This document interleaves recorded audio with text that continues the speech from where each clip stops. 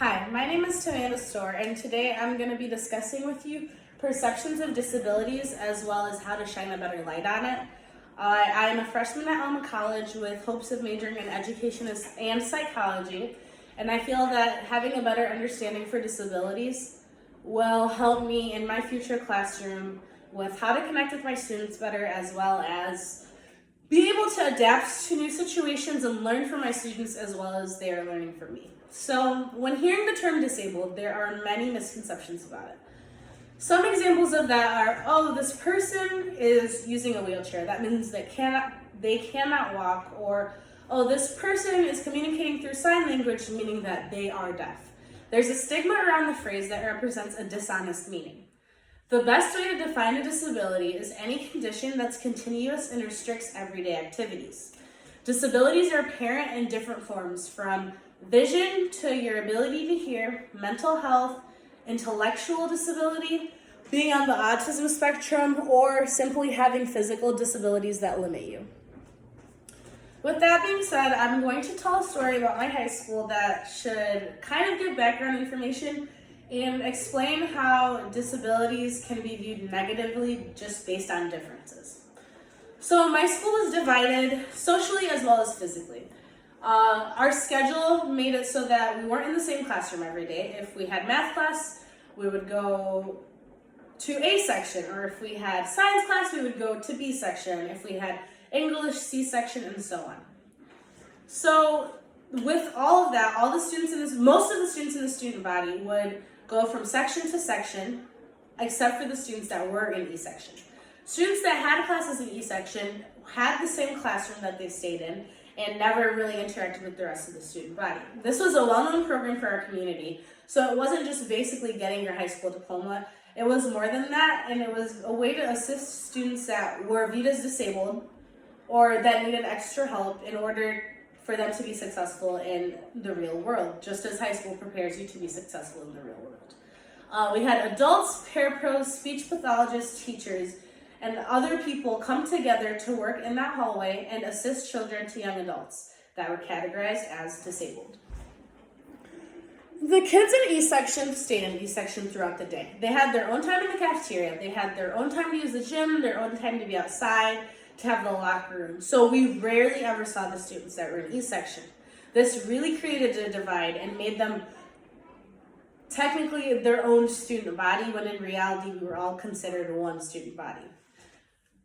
Now, a negative thing that would go around my high school was using the phrase retarded as a slang word. So if somebody was discussing how ugly someone's shoes may have been, they would say, wow, your shoes look retarded, or wow, your outfit looks retarded, implying that it's stupid, it's ugly, it's dumb, and just putting all these negative connotations and words around it that really were discouraging. In reality, retarded means that people are slow or limited in mental development. It's referring to how people think and how people learn. Now, there wasn't a difference between the students that were in A section and the students that had classes in A, B, C, D, E section. All the students were just there to gain an education. Although the curriculum was taught at a different rate, it was just different. It wasn't better, it wasn't worse. It simply was different. The school administration, with the problem of using retarded so easily, decided to send a slogan that was spread the word to end the word.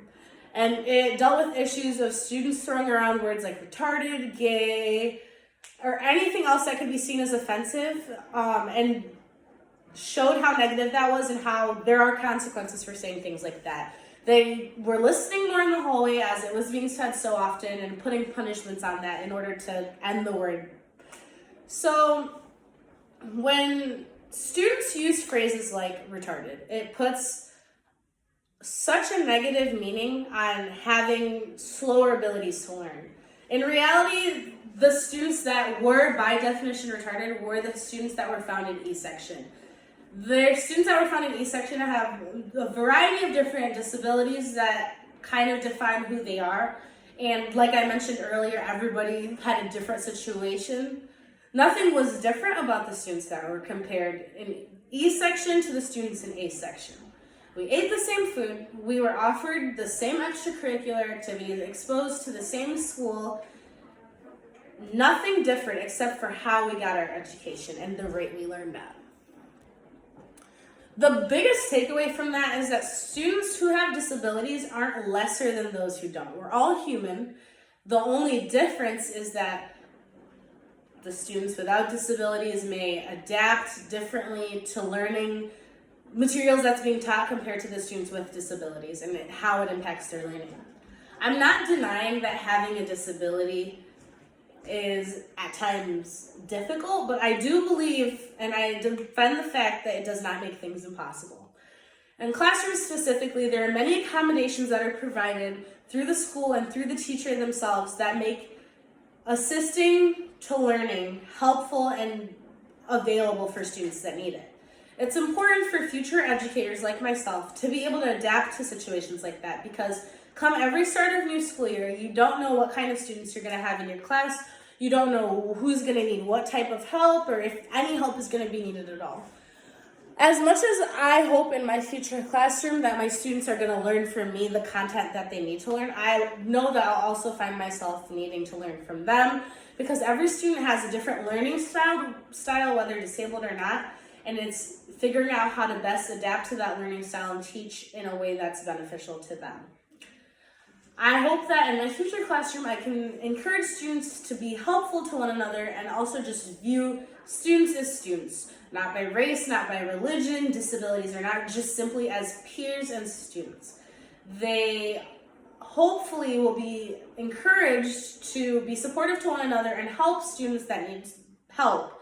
This should take away judging of other students, bullying aspects, and help students understand that although their peers may have differences, they are all human. So another important thing that I can gain from learning about perceptions of disabilities is understanding that every day is going to be different in my future classroom, but as my students are learning from me, I will be able to learn from them.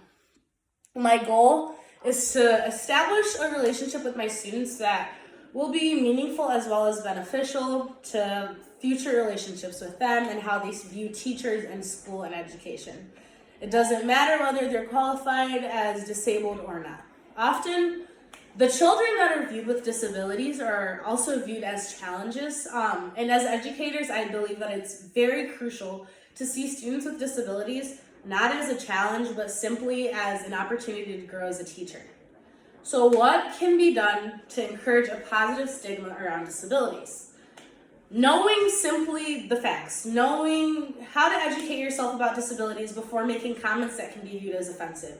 Simply stopping yourself from saying that's retarded just because everybody else is saying it, because you don't know the meaning and you don't know the implications it can leave. Choosing your words carefully, educating others if you hear people saying negative things or putting negative implications on words that aren't meant to be viewed as negative, stopping them, and being aware of your attitudes and behaviors. If somebody needs help, somebody is disabled around you, there's no need to view it negatively or make it such a big ordeal. Just go about your day, help them, treat them like humans as they are. Support people, any type of people, disabled people, any race, religion, support humans. And include everyone in everything you do. That's in a school setting, a work setting, or your everyday life. I think that perceptions of disabilities should be changed for the better, because as it is right now, there are very many implications that are negative towards the disabled, when in reality, they're humans just like the rest of us. Thank you for listening to my speech.